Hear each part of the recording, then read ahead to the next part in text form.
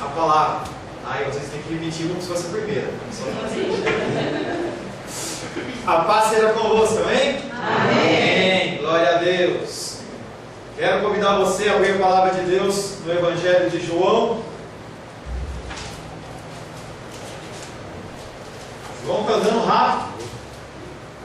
Não é o João que está andando rápido. O João está andando rápido. Evangelho de João, capítulo 2. Semana passada, estivemos meditando sobre o tema Sendo servos de Jesus, o Senhor. Obediência e submissão são basicamente os nossos chamados, os chamados ao qual nós somos ordenados. Ele não quer seu sacrifício, Ele não quer que você fique passando fome, Ele não está preocupado se você vai ficar andando de joelho com uma coisa nas costas, se você vai carregar fardos, porque Ele levou todos os fardos, mas Ele quer que você seja obediente e submisso, porque Ele é o Senhor.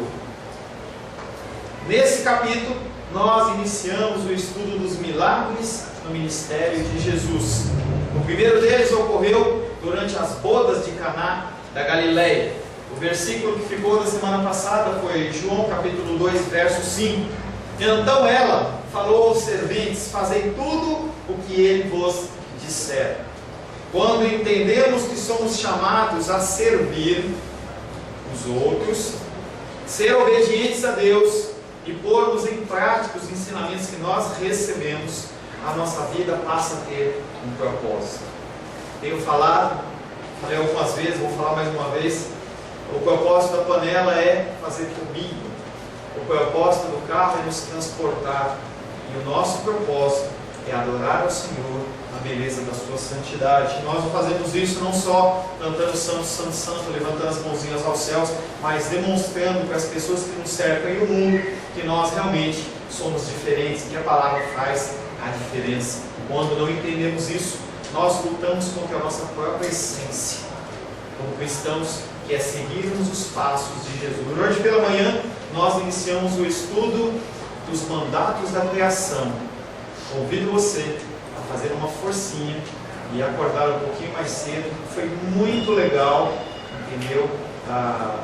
O início desse estudo, nós finalizamos a escatologia e começamos esse estudo dos mandatos da criação, em que nós falamos sobre o que é ser cristão, além da parte religiosa, além da parte sobrenatural. Coisas simples como um papel jogado no chão, uma água que é desperdiçada. Até eu falei hoje de manhã, que agora tem mais homens, fica mais fácil de eu falar. Você, quando o homem vai lá urinar no banheiro e você tem que levantar a tampa, é um ato de amor para quem vai vir depois. Essas coisas são coisas simples, mas que a gente simplesmente passa por cima achando que são coisas naturais, mas elas não são. São atitudes cristãs de pessoas que pensam no próximo em atitudes menores que sejam. Tá? Convido você, nós já amanhã de manhã vou estar postando o primeiro vídeo, se você quiser ver na internet, bem interessante, vale a pena, foi bem legal. Tá? Quero convidar você a ler comigo o Evangelho de João, capítulo 2, verso 1 em diante. Verso 2, capítulo 2, versos 1 em diante. Assim diz a palavra de Deus. Como nós estamos cansados de discurso, não é mesmo? 3 dias depois, houve um casamento em Caná da Galileia, achando-se ali a mãe de Jesus. Jesus também foi convidado com os seus discípulos para o casamento. Tendo acabado o vinho, a mãe de Jesus lhe disse: eles não têm mais vinho. Mas Jesus lhe disse: mulher, que tenho eu contigo? Ainda não é chegada a minha hora. Então ela falou aos serventes: fazem tudo o que ele vos disser. Estavam ali 6 talhas de pedra, que os judeus usavam para as purificações, e cada uma levava 2 ou 3 metretas. Jesus lhe disse: enchei de água as talhas, e eles as encheram totalmente. Então lhes determinou: tirai agora e levai ao mestre-sala. E eles o fizeram. Tendo o mestre-sala provado a água transformada em vinho, não sabendo de onde viera, se bem que sabiam os serventes que haviam tirado a água, chamou o noivo e lhe disse: todos costumam pôr primeiro o bom vinho, e quando já beberam fartamente, servem o inferior. Tu, porém, guardaste o bom vinho até agora. com este, Jesus deu o princípio aos seus sinais em Caná da Galileia, manifestou a sua glória e os seus discípulos creram nele. Palavra do Senhor, amém? Senhor, em nome de Jesus, nós agradecemos pela tua palavra, Senhor. Se nós quiséssemos, Pai, ir para os nossos lares agora, seria totalmente inviável, Pai, porque a tua palavra é aquela que muda e é aquela que transforma. A tua palavra, quando adentra nos nossos corações, Pai, ela gera mudança, gera transformação. Mas, Pai, estamos aqui, Pai querido, para ouvir a tua voz. Quero, Pai querido, como um canal do Senhor, pedir, Pai querido, que o Senhor me dê a paixão necessária, Pai, para pregar a tua palavra. Paixão, Pai querido, que fala de uma palavra que é viva, uma palavra que é eficaz, uma palavra que muda e transforma. Me dá a capacitação, Pai querido. E também aos meus irmãos e irmãs que estão neste lugar, pessoas, Pai querido, que ouvem distante, Pai, através da internet, que todos possam, Pai querido, através do mesmo Espírito, possamos, Pai querido, receber uma mensagem santa aos nossos corações, em nome de Jesus. Amém. Amém. Começamos há algumas semanas esse capítulo 2, que fala sobre o milagre das bodas de Caná da Galileia, o início do ministério profético, o ministério sobrenatural de Jesus.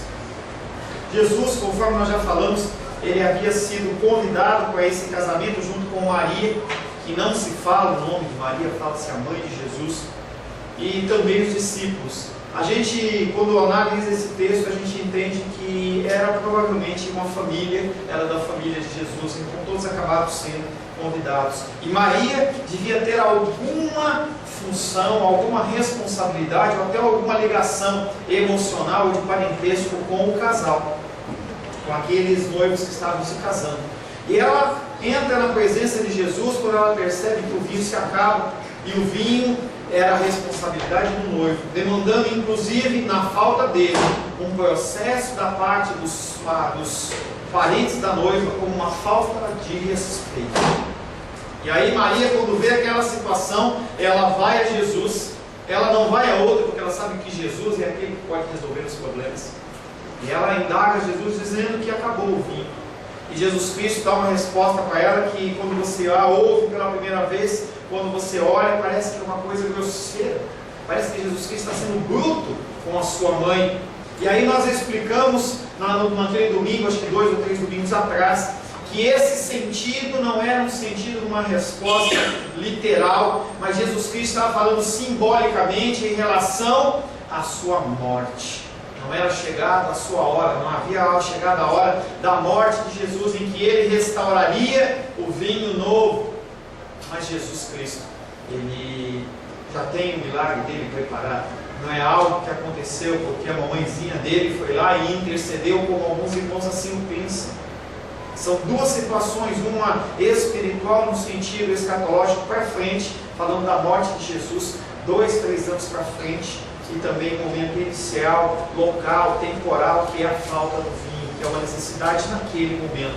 E Jesus Cristo, ele manda com que 2, 3 talhas sejam cheias de água. Aquelas talhas, elas eram utilizadas com o objetivo da purificação.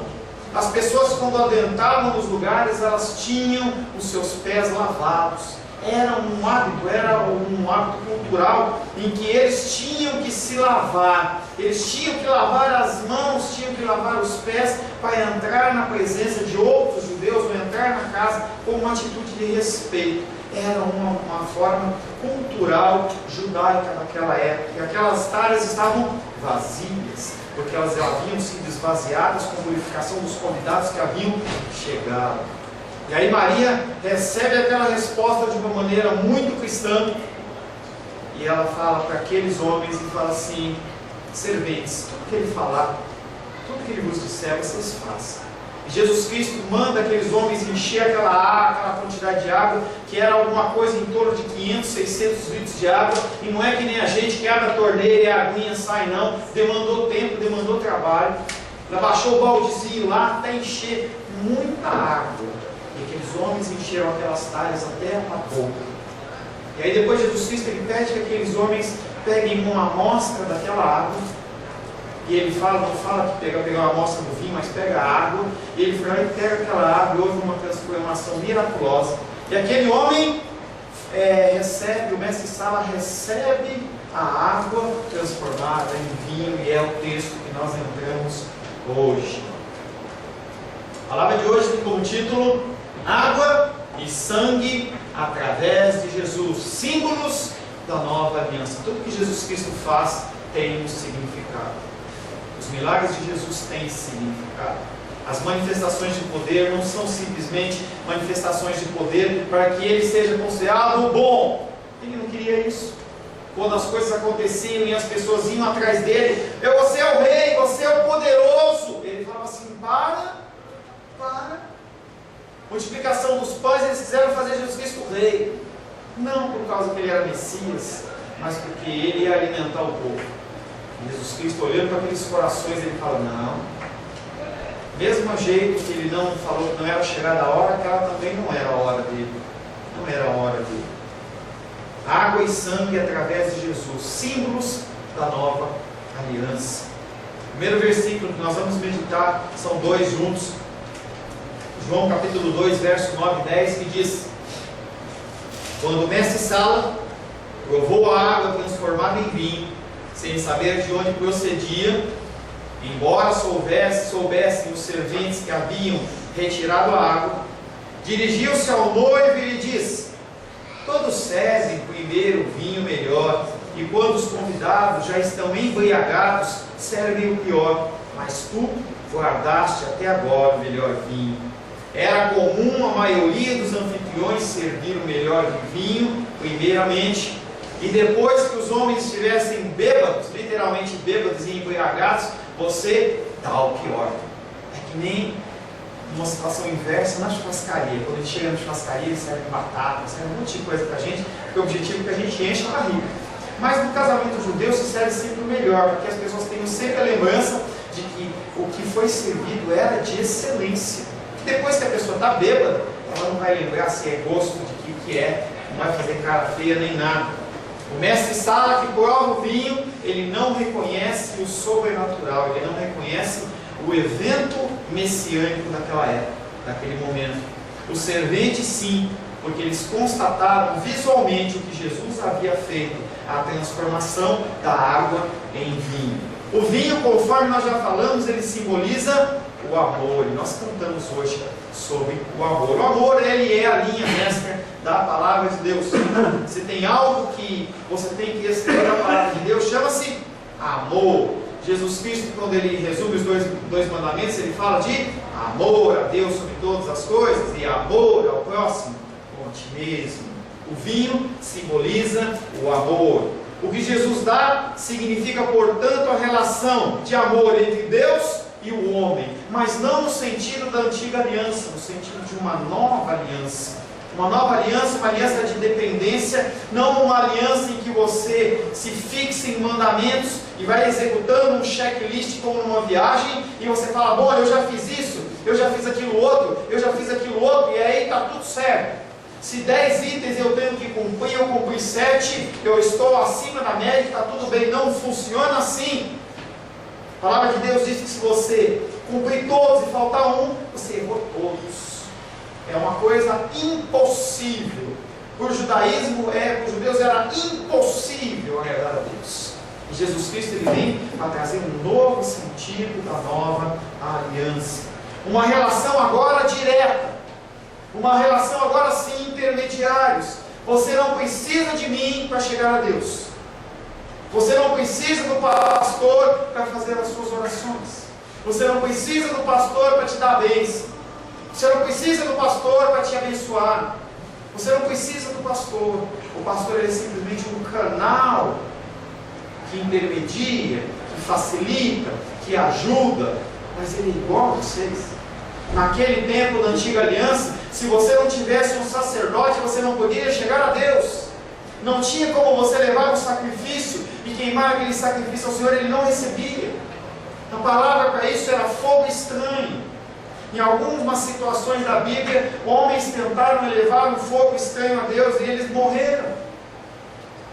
Filhos do sacerdote Arão, decidiram que iriam fazer um sacrifício. Foram lá, viram o papai que ele fazia, e eles falaram assim: eu vou fazer também. Quando Deus olha aqueles homens executando uma adoração que não era para eles fazer, o fogo caiu do céu e aqueles homens foram mortos. Saul, em certo evento lá no livro de Samuel, ele estava em guerra, os exércitos estavam preparados e havia o costume que o sacerdote vinha fazer um sacrifício de consagração da batalha ao Senhor.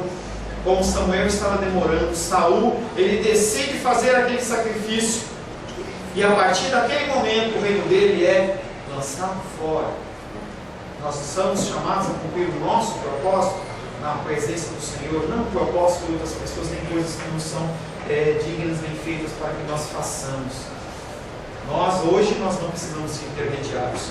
Você pode no seu quarto clamar ao Senhor, no seu carro, você pode parar no trânsito, dar seta, encostar no acostamento lá, ligar o som, você abaixar sua cabeça e fazer a sua oração, e Deus te ouve aqui na igreja, te ouve na sua casa, no seu trabalho, te ouve aonde você estiver, Ele te ouve. Não há necessidade de intermediários. Com a apresentação por parte do apóstolo João do vinho novo, é esclarecido que o que Jesus forneceu é imensamente superior ao que era antigo. Quando você ganha uma coisa nova, aquela coisa que é antiga, ela fica de lado. Mesmo aquele pijaminha que a gente gosta, né? Pijaminha que a gente gosta, que é antiguinho, a gente gosta de usar aí. Mas, normalmente, quando você recebe uma coisa nova, aquilo você dá uma família, dá uma importância maior aquilo. A gente começa a olhar para a coisa nova como se fosse uma coisa mais especial. E o evangelista João, o apóstolo João, ele vem mostrando que essa nova aliança, ela é realmente algo especial. Mas é uma aliança na qual você faz parte. Você não nasceu na antiga aliança. Você não está aqui para cumprir preceitos antigos, coisas que foram passadas, mas você tem que viver conforme a aliança que o Senhor quer, conforme o Senhor espera. Com a apresentação por parte do vinho novo, nós aprendemos que o que Jesus fornece é inigualavelmente superior, como deve ser tudo que é ligado a Jesus. O amor, como dom, é o Espírito. Amor não é a emoção. As pessoas, elas se confundem nisso. Você ouve uma música do Lulu Santos, você ouve uma música de algum cantor, você vê as pessoas falando de emoção. Só que a palavra de Deus, ela fala que nós temos que amar os nossos inimigos. Como é que pode ser emoção?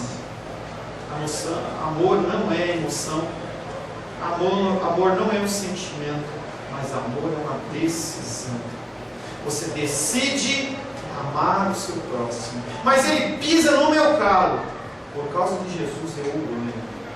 Amor é uma decisão. E ele vem através do Espírito Santo. Vários tipos de amor.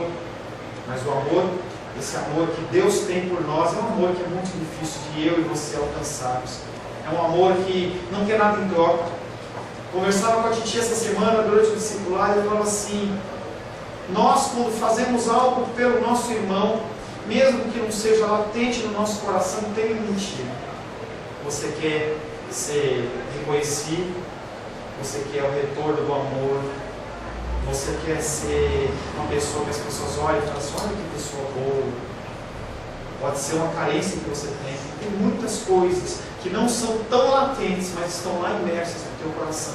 O verdadeiro amor é o amor de Deus, que suplanta inclusive o amor da mãe. E aí as pessoas falam que o amor da mãe é um amor como de Deus. Não é, querido. Não é, querido. A mãe, quando ela vê o filho fazendo algo, ela olha e fala assim: eu gerei você 9 meses, você faz isso. E aí ela mostra aquilo lá dentro, escondidinho dentro do coração dela. O amor, ele é simbolizado pelo Espírito Santo. Ele é aquele que nos purifica. Ele é aquele que nos santifica através do conhecimento do pecado. João 16:8 diz: quando ele vier, o Espírito Santo, quando ele vier, convencerá o mundo do pecado, da justiça e do juízo. Eu posso falar horas e horas e horas aqui. Você pode até vir aqui porque você gosta da minha companhia, você gosta dos irmãos perto da sua casa. Mas se o Espírito Santo ele não trouxer o convencimento no teu coração do que eu estou falando, não adianta nada. Eu não tenho essa capacitação. Eu não sou soberbo em achar que eu posso mudar o seu coração. Eu posso apenas falar as verdades do Senhor e aguardar que esse Espírito Santo que veio após a morte e ressurreição de Cristo, ele é suficiente para mudar o seu coração. Você precisa de mudança. Você precisa de mudança. Amém? Amém. Nós precisamos de mudança. A cena de Caná da Galileia anuncia a cruz. Não é chegada a minha hora. É lá, na sua hora, que ele manifestará o seu extremo amor ao homem. Nesse momento, ele, Jesus Cristo, se ofertará como uma oferta de sacrifício para, primeiramente, cumprir um propósito do desígnio do Senhor e, na raspinha, na repescagem, a nossa salvação. Jesus Cristo, ele não teve como propósito inicial te salvar. Querido, desculpe, você não é tão especial assim. Tá? Você não é tão especial. Não adianta fazer beicinho, galera. Você não é tão linda e maravilhosa e especial para que o Rei dos Reis, Senhor dos Senhores, ele venha apenas para morrer por você. Ele veio para isso muito mais. Primeiramente, cumprir o propósito de Deus. Segundo, a restauração de tudo que foi maculado pelo pecado, as nossas vidas e também toda a natureza, todo o cosmos, tudo que foi criado. E o ser humano, ele se acha aquela coisa especial. E aí eu vejo as pessoas falando assim: Senhor, eu quero o que eu mereço. Os pastores ensinam isso. Exija de Deus o que eu mereço. Deus, eu quero o que eu tenho direito. E aí vão lá naquela parábola lá do filho pródigo, que o filho vai lá para o pai e fala: eu quero o que eu mereço. Se Deus der o que você merece, o calor que você está passando vai ser maior do que você está passando aqui em Brasília. Não peça isso. Não peça isso. Lá é mais quente. Não quero conhecer o calor do inferno. Tá? Nesse momento, ele se ofertará aos filhos de Deus para a então vinda do outro Consolador. João 14,16 nos diz: e eu rogarei ao Pai, e Ele vos dará outro Consolador, a fim que esteja para sempre convosco. Uma cena interessante que os discípulos começam a choramingar, pedindo para Jesus não ir. E aí Jesus Cristo fala: se eu não for, o outro Consolador não vem. Entenda que você passa por lutas e dificuldades na vida, coisas são tiradas da sua vida e você as tem como um revés. Mas não, o Senhor retira o antigo para colocar o novo. Sempre é assim com filhos de Deus. Ele não tem um desejo sádico de levar você a um sofrimento sem que haja um propósito em que o nome dele seja glorificado. O teu sofrimento pode glorificar o Senhor, mas a palavra de Deus diz que o sofrimento pode durar uma noite, mas pela manhã vem o nascer do sol, vem a restauração, vem a alegria. O Espírito Santo, glória a Deus, o Espírito Santo, simbolizado aqui pelo vinho novo, significa a alegria que produz a experiência do amor, uma experiência própria da nova aliança. João 16:22 diz: assim também agora vós tendes tristeza, mas outra vez vos verei, e o vosso coração se alegrará, e a vossa alegria ninguém poderá tirar. Hoje pela manhã a gente finalizava o estudo de escatologia, e o versículo de Apocalipse 21, alguma coisa fugiu, ele fala que na terra nova, na nova Jerusalém, não haverá choro, não haverá tristeza, não haverá perdas. Nós não teremos nossos entes queridos falecendo, doentes, com dores, com enfermidades. E nós seremos regados eternamente, e o termo usado é de séculos a séculos, mas eternamente, com óleo de alegria do Senhor. E como o maior prêmio de todos, nós podemos estar na presença do Senhor e o contemplarmos. Que privilégio, que privilégio, você estar na presença do Deus Altíssimo, e poder estar, contemplar e não ser consumido. Esta é a lei da nova aliança, não algo apenas exterior como a antiga, mas que penetra no coração, no interior do homem e o transforma. A nova lei, ela não é uma lei como a antiga, uma lei que ela está apenas escrita em tábuas de pedra, talvez esteja escrita no teu celular, no seu tablet, no teu computador, na sua Bíblia, mas que ela não faz muitas vezes diferença no seu caminhar. A nova aliança, A verdadeira nova aliança, ela é escrita no seu coração. É algo que você não pode mais abrir mão. Não é algo que você esquece. Não é algo que você vai estar perante uma situação e você vai simplesmente passar por cima dela. Não vai ter como. Jeremias, capítulo 31, 33, ele fala sobre isso. Muitos anos antes, na época da queda de Jerusalém, olha, antes de Jesus nascer, ele já falava dessa nova aliança. Porque esta é a aliança que firmarei com a casa de Israel. Depois daqueles dias, diz o Senhor, na mente lhes imprimirei as minhas leis e também no coração as inscreverei. Eu serei o seu Deus e eles serão o meu povo. Você não consegue olhar, mas o pouquinho que você tem de cristianismo para dentro do seu coração está gravado, talhado. Marcas do sangue do Cordeiro no seu coração, que dirigem a sua mente. Quando você vai agir de forma errada, a palavra de Deus vem e você fica constrangido e você não faz. Pastor, não consigo ainda. Nem eu. É um caminhar. É um caminhar. E você vai melhorando, você vai sendo reformado, transformado até aquele dia. A palavra ela tem um efeito como que homeopático. Ela não é alopática. Ela é homeopática. A cada dia vai sendo pingada uma gotinha no teu coração, vai sendo pingada na sua mente, e você vai se tomando consciência e vai mudando o comportamento. Quando você vê, você fala assim: eu não faço mais isso que eu fazia. Aleluia. Eu xingava muito, agora eu xingo um pouquinho. Daqui a pouco eu não vou xingar mais. Antes eu mentia muito, agora eu estou mentindo só um pouquinho. E se Deus assim me abençoar, daqui a pouco eu não minto mais. Nem tenho que falar que meu chefe não está na sala mais. Amém, Lu? O vinho novo ele é oferecido aos dirigentes judeus. Tudo é simbólico, queridos. O vinho novo é oferecido aos dirigentes judeus. E quem é que representa o dirigente judeu? O mestre Sala. Mas eles, os dirigentes judeus, não o reconheceram.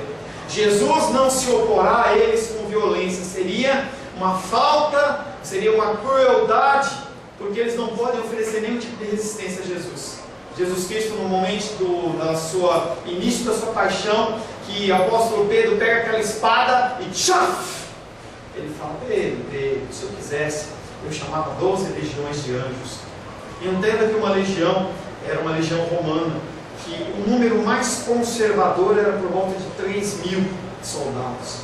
Se um anjo faz um estrago, faz a conta aí, 12 vezes 3.000, quantos anjos vão dar? Ia ser uma porretada de anjos. E o Senhor, Ele não oprime esses homens por violência, mas Ele sempre dá a oportunidade para se corrigir. Cada dia que você vem aqui, como os dirigentes de Deus, você tem uma oportunidade de você mudar o seu coração. Você pode ouvir o que eu falo e simplesmente descartar. Você pode ouvir o que eu falo e bloquear o espírito e falar assim: Senhor, eu não quero isso para a minha vida.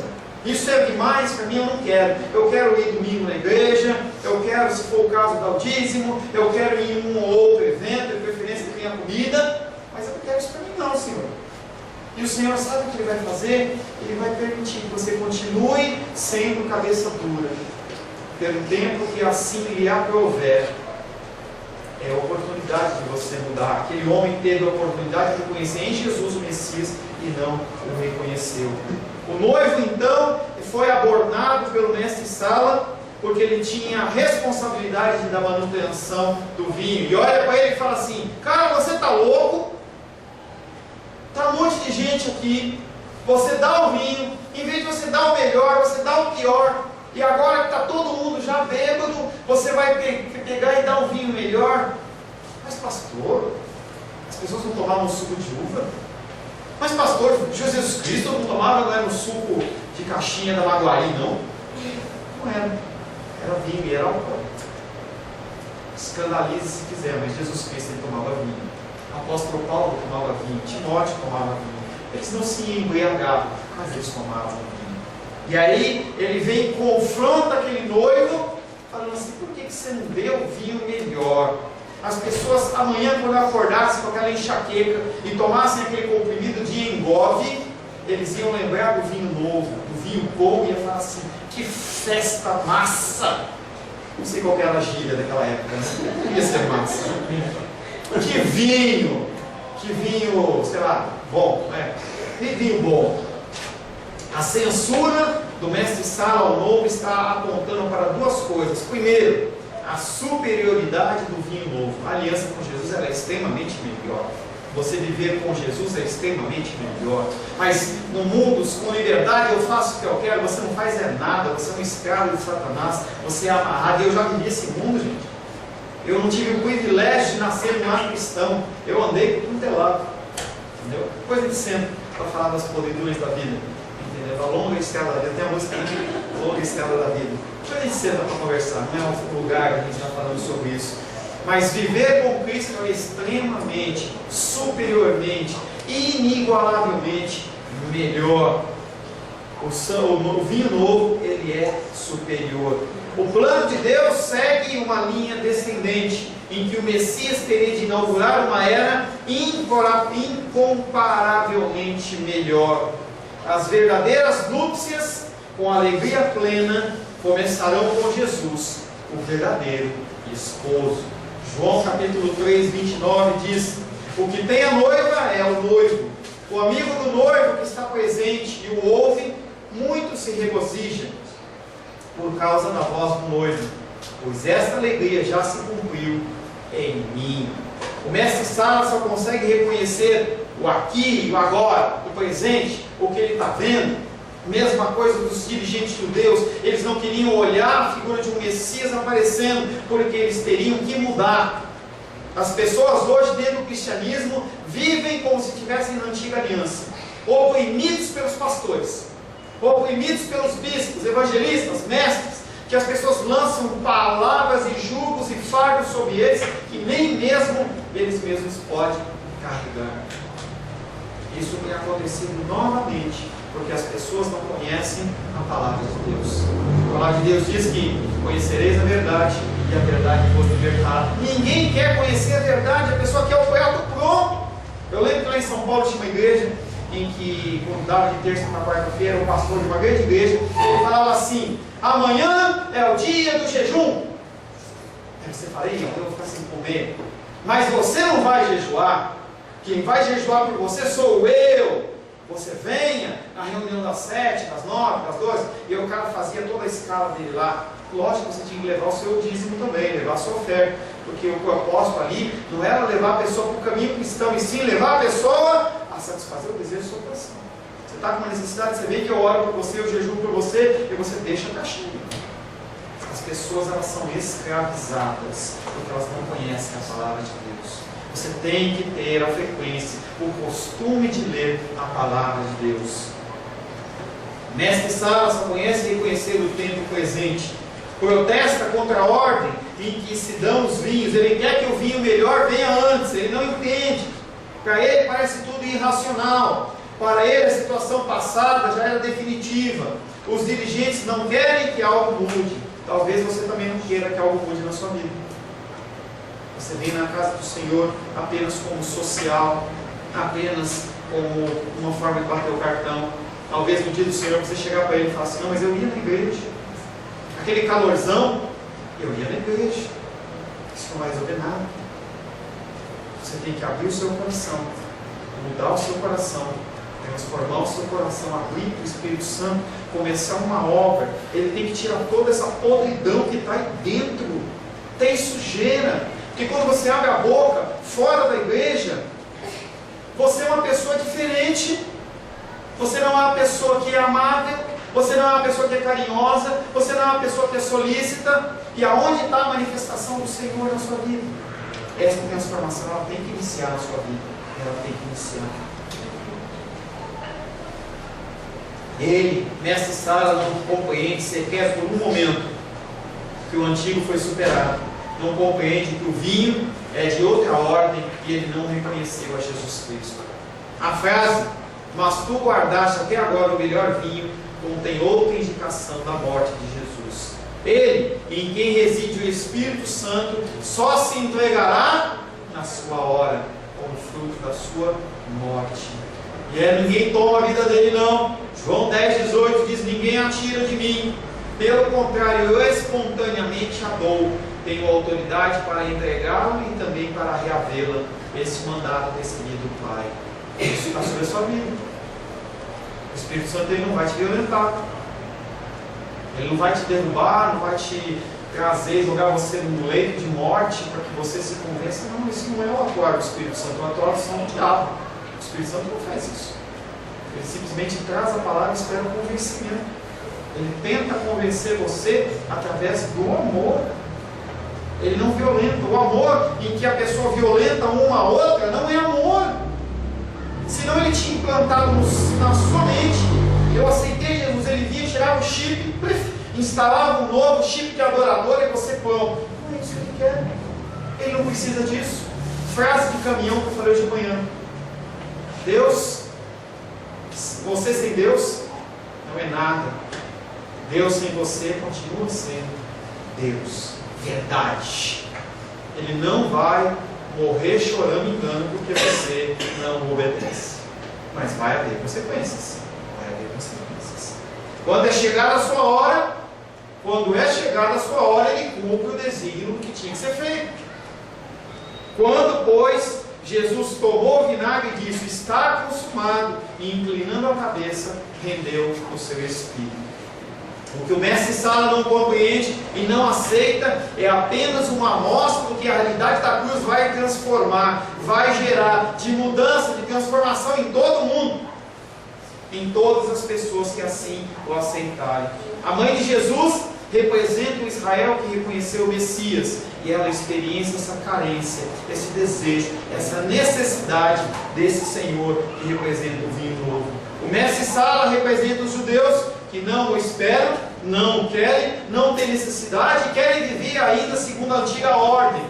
Você tem essa opção. Elias, quando ele estava confrontando os profetas de Baal, ele falou assim: vocês querem servir a Mamon? Sirvam a Mamon. Vocês querem servir a Deus? Sirvam a Deus. Não perca o seu tempo indo na igreja se você não quer servir ao Senhor. Vai viver a sua vida. Tem muita coisa melhor para você fazer do que você ficar 1 hora sentado com calor no lugar me ouvindo. Se você não tem a ideia de servir ao Senhor, toma rumo. Vai viver a sua vida. Pastor, você está me mandando embora? Estou.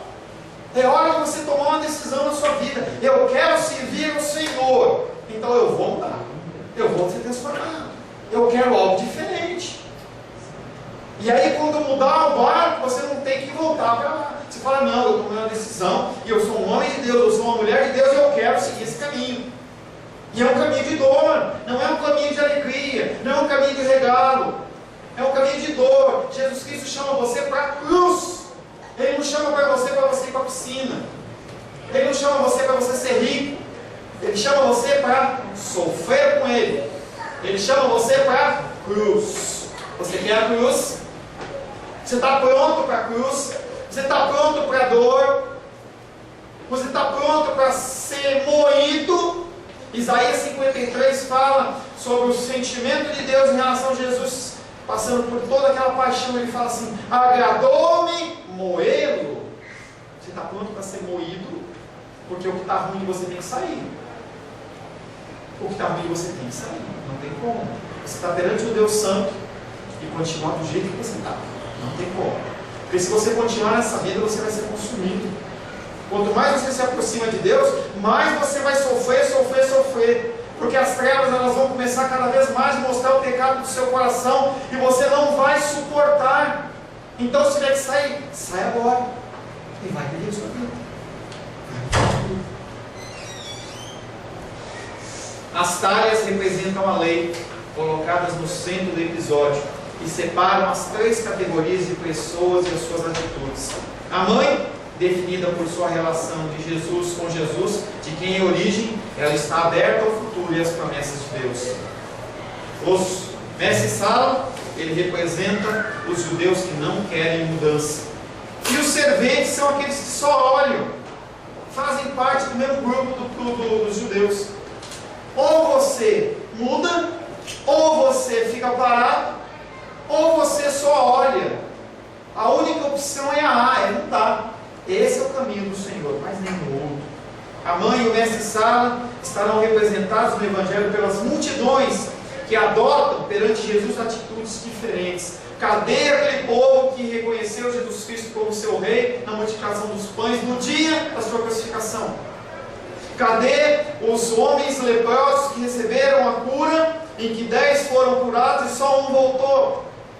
Cadê as virgens que sabiam da vinda do seu Salvador e uma parte delas eram nécias e não se prepararam e outras eram prudentes? Aonde está? Você faz parte de qual família, de qual grupo? Não tem como você fazer parte de um e de outro. Não tem café com leite no reino de Deus. Não tem. João capítulo 2, verso 11 diz: em Caná da Galileia, Jesus fez esse primeiro sinal. Manifestou a sua glória e os discípulos creram nele. João repete no fim desse capítulo, dessa sessão, o que já foi usado no começo. Nessa passagem, Caná da Galileia tem como significado uma fonte de sinais. João não se refere a sinais e milagres, pois esses simplesmente não acontecem por acontecer. Quando você olha numa igreja, uma pessoa ministrando algo que é sobrenatural, e você não vê um propósito, para pensar por que vai acontecer aqui. Exemplo: cair no Espírito. A pessoa cai no Espírito e levanta igual. Qual é o propósito disso? Qual que seria o propósito do Espírito Santo levar a pessoa a ficar desacordada se nada mudou na vida dela? Deus não dá ponto sem nó. Ele não gasta os seus milagres, o seu sobrenatural apenas para entreter as pessoas. Quando Jesus Cristo foi preso, Herodes olhou para ele e falou assim: faz um milagre aí. Os judeus durante o ministério de Jesus falaram assim: faz um milagre aí. Jesus Cristo na cruz sendo crucificado, faz um milagre aí. Jesus Cristo, ele só faz milagre com propósito. Se tiver motivo, se tiver propósito, algo que nasceu do coração do Pai, acontece. Senão, não acontece. Se não provém do maligno. Pastor, é verdade? Sim. Vai lá em Abadiânia com uma enfermidade, vai ver se o cara lá não cura você. Vai lá. Só que você está se sujeitando a uma coisa que não é abençoada de Deus. Você vai ficar amarrado com o negócio. Quer? Vai. Mas Deus não cura, não é o tempo. Mas eu quero. Então você não é submisso. Então você não é obediente. Fonte de sinais. Com esse primeiro sinal, Jesus revelou a sua glória. Glória como do unigênito vindo do Pai, cheio de graça e verdade. A sua glória seria revelada em medida muito maior em sua cruz e na sua ressurreição. Mas cada passo ao longo do curso desse ministério era o prenúncio do que haveria de vir. Cada passo que você dá, você está andando em direção ao alvo, a Nova Jerusalém, a você poder contemplar as maravilhas do Senhor. É algo que não tem preço.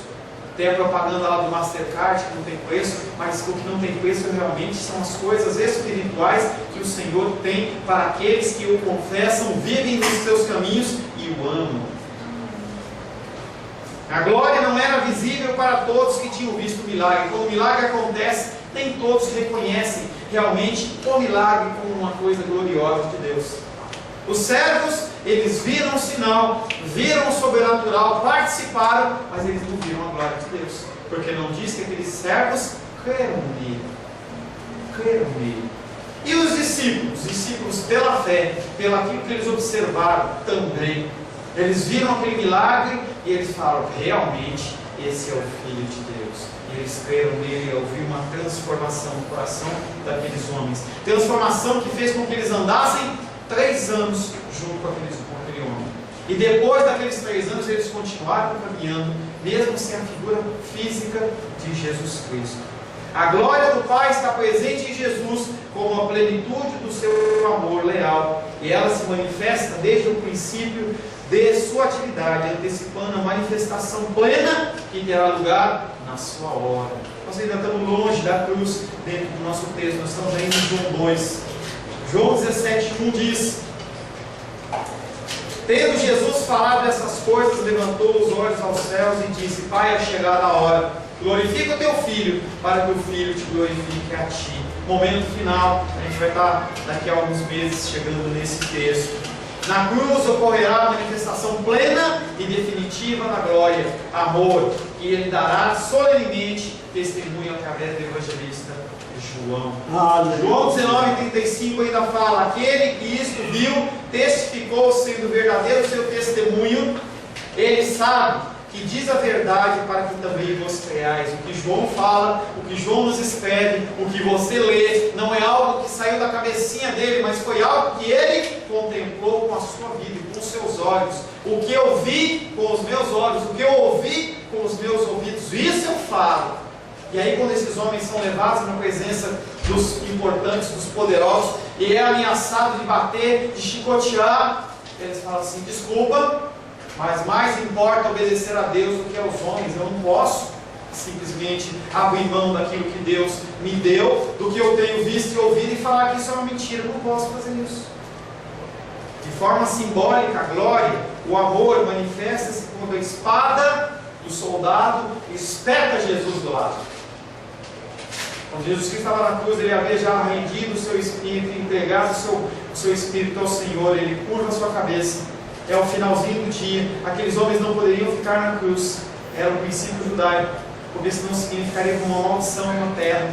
Então, antes de quebrarem a perna de Jesus, eles vão lá e espetam do lado de Jesus com uma espada. E aí, no rosto daquele homem, ali sai água e sangue. João 19,34 diz: mas um dos espados lhe abriu o lado com uma lança, e logo saiu água e sangue. O que significa essa água e sangue? Do interior de Jesus derramou-se sangue, seu amor que chega a dar a vida pelo homem. E a água, o Espírito, o amor que ele comunica ao homem. E aí, para finalizar, nós temos o texto de 1 João capítulo 5, verso 6, que diz: este é aquele que veio por meio da água e do sangue. Jesus Cristo, não somente com água, mas também com água e com o sangue. E o Espírito que dá o testemunho, porque o Espírito é o Espírito da verdade. Talvez quando ele escreveu o Evangelho, ele não conseguiu entender muito bem o que tinha acontecido naquela furada do lado de Jesus. Mas em 1 João ele entende claramente que aquele sangue simboliza o amor e a água simboliza a transformação. Transformação essa que ela é patente, verdadeira, real e está disponível para você nessa noite. Feche seus olhos.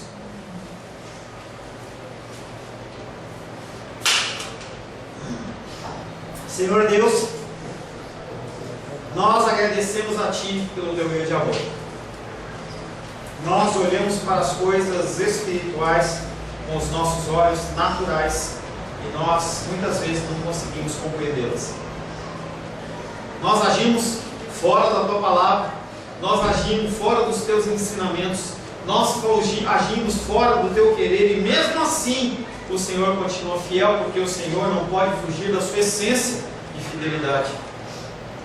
Mas nós, Pai querido, queremos o conserto, nós queremos a mudança, nós queremos a transformação, transformação essa que é gerada pelo Espírito Santo de Deus.